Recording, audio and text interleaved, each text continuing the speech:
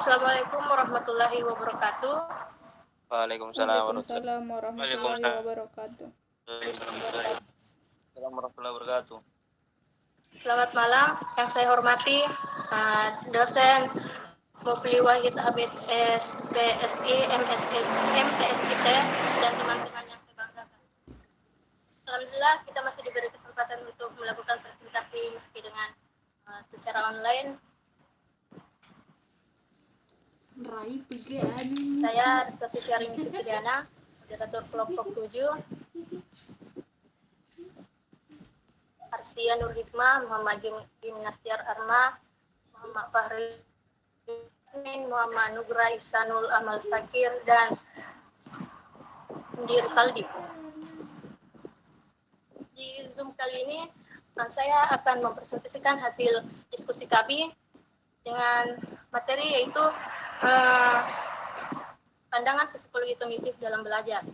Baiklah, untuk mempersingkat waktu, silahkan menjelaskan materinya masing-masing.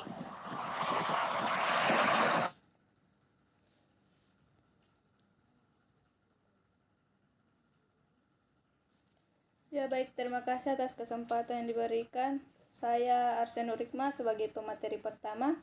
Di sini saya akan menjelaskan bahwa tentang teori belajar kognitif. Jadi, teori belajar kognitif itu menjelaskan belajar dengan memfokuskan pada perubahan proses mental yang digunakan individu dalam usahanya untuk memaknai dunia. Itu menurut Egan dan Kochak 2004, Ulf 2004, dan Ormrod 2008. Nah, dalam perspektif kognitif, belajar berarti perubahan dalam struktur mental seseorang yang menyediakan kapasitas untuk mendemonstrasikan perilaku-perilaku yang berbeda struktur mental tersebut.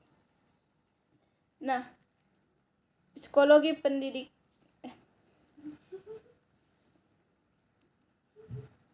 Jadi bisa saya simpulkan bahwa psikologi kognitif itu adalah satu cabang ilmu psikologi yang mengkaji proses mental dan pada umumnya membahas mengenai bagaimana cara berpikir, melihat, daya jangan lupa, serta belajar asal seseorang. Sekian dari saya, selanjutnya saya serahkan kepada pemateri kedua.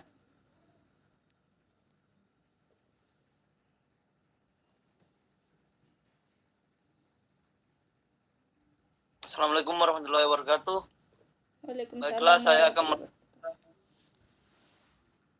materi dari Arsia Nur Hikmah.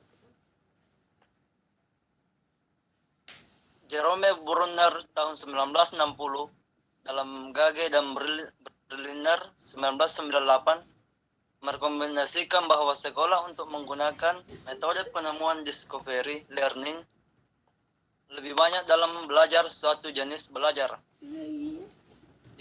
yang disukai oleh para ilmuwan. Dalam metode ini, siswa dilibatkan untuk merumuskan hipotesis dan menguji sendiri daripada menerima laporan seorang guru bahwa ada sesuatu yang benar.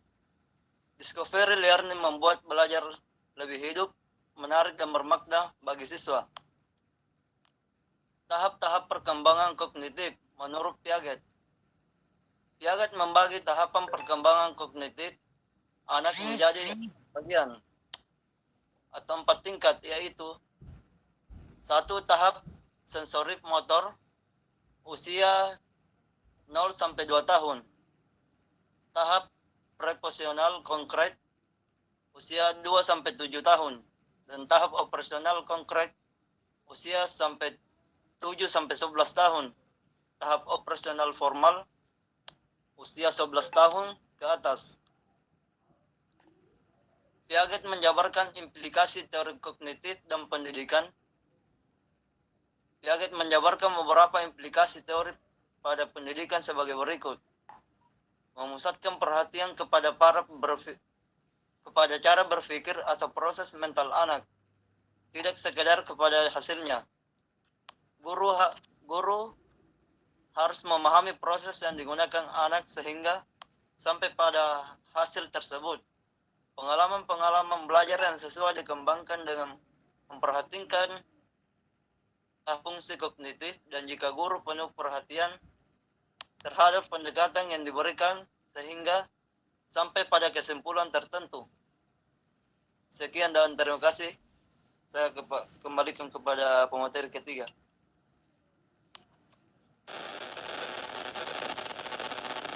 Baik, saya akan melanjutkan materi kedua, yaitu mengutamakan peran siswa dalam berinisiatif sendiri dan keterlibatan aktif dalam kegiatan belajar dalam kelas.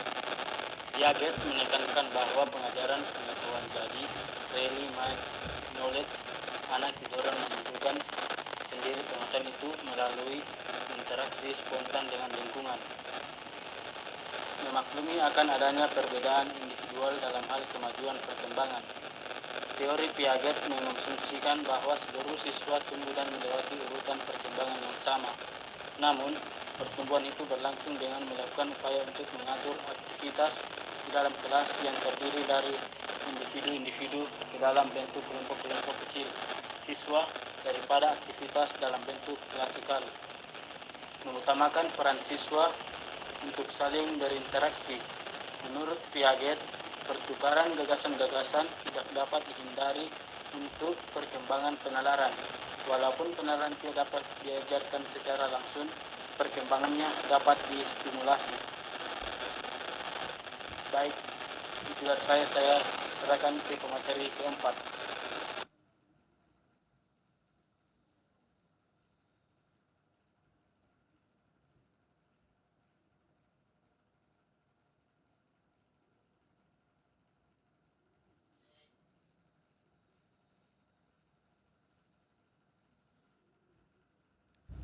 Siapa lagi?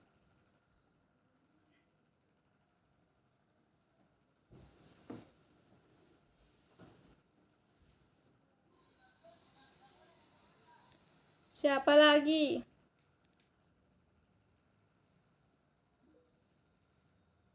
Game.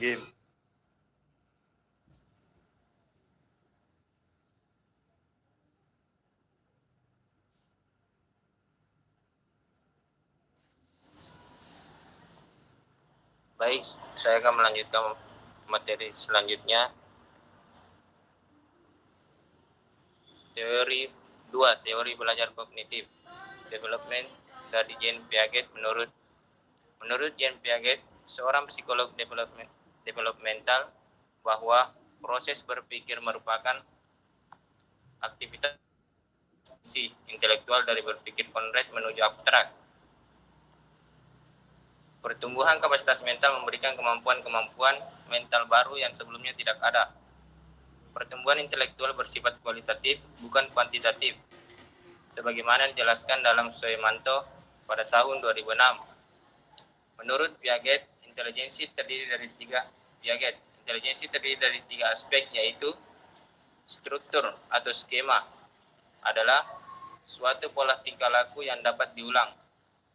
Kedua, isi atau konten, yaitu suatu pola tingkah laku spesifik tatkala individu menghadapi sesuatu masalah.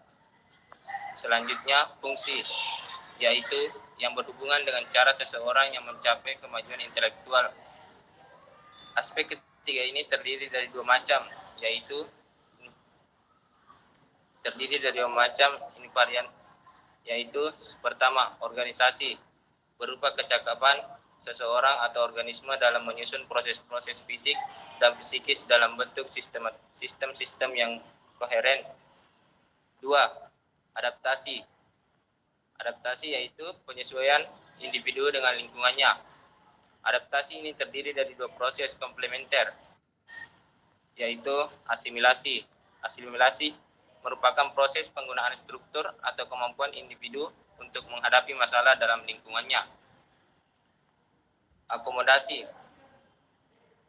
Akomodasi merupakan proses perubahan respon individu terhadap stimuli lingkungan. Sekian dari saya kembalikan kepada moderator.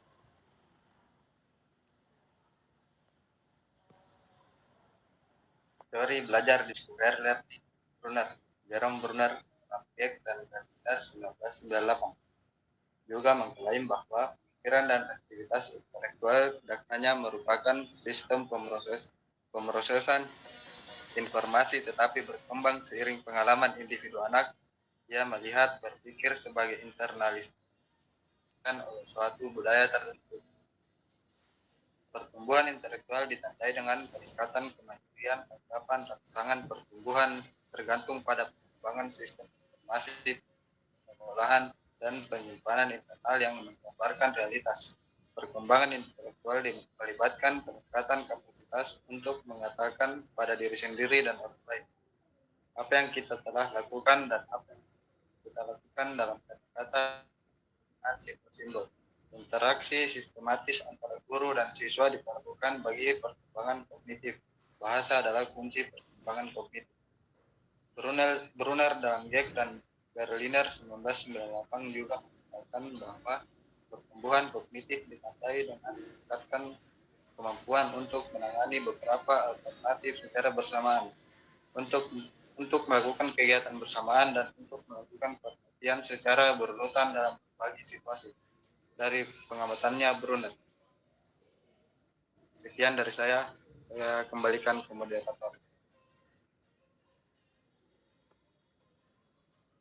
Baiklah, saya akan melanjutkan materi dari Aldi.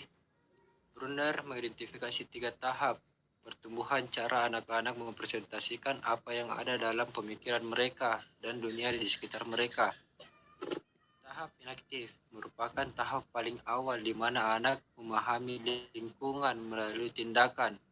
Tahap ikonik merupakan kemajuan besar setelah tahap awal di mana pada tahap ini informasi dibawa oleh citra visual dan pendengaran.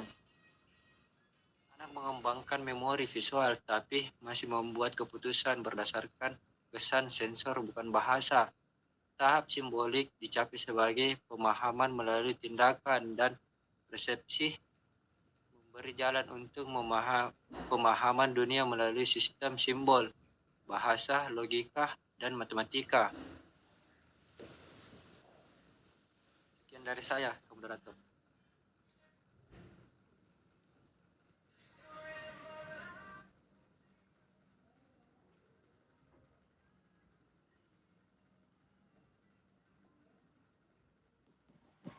Dibacakan materi selanjutnya, Pak Rizal.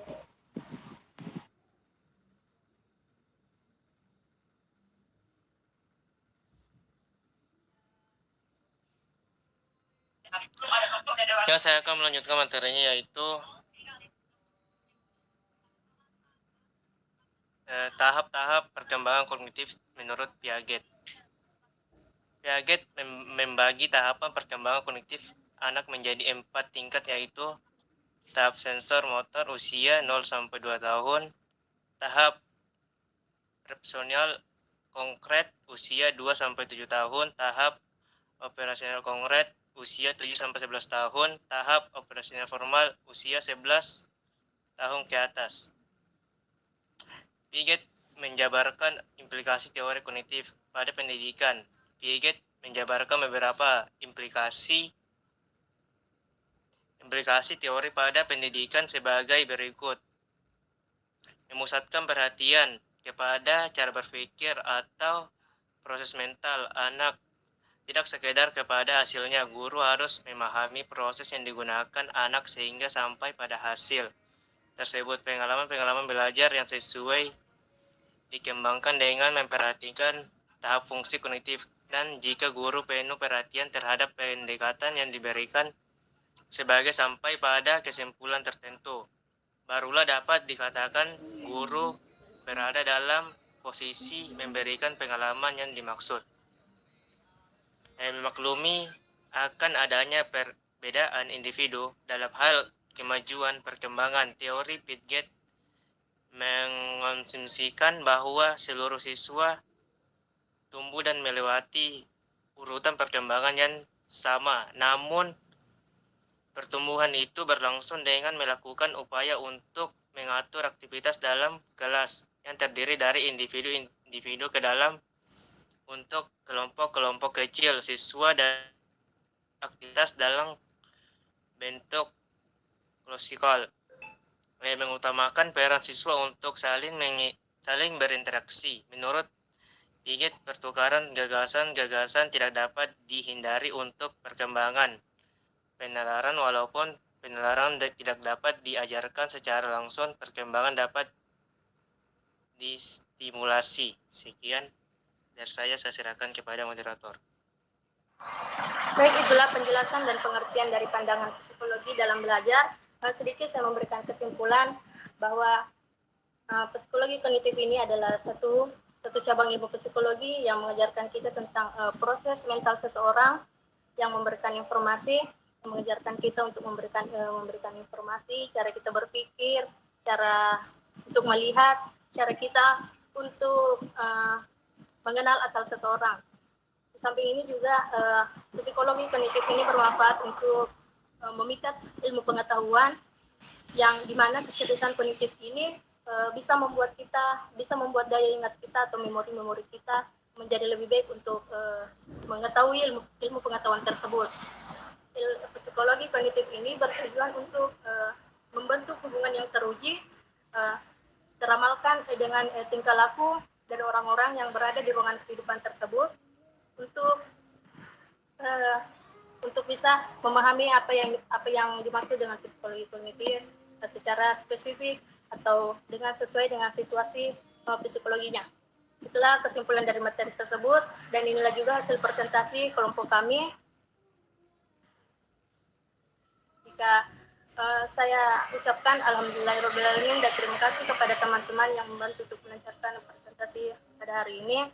Jika ada kesalahan atau kekurangan kata mohon dimaafkan, karena tidak ada manusia yang sempurna selain Allah Subhanahu wa taala. Demikian dari kelompok 7. Wabillahi taufiq wa hidayah. Wassalamualaikum warahmatullahi wabarakatuh. Waalaikumsalam warahmatullahi wabarakatuh. Good job.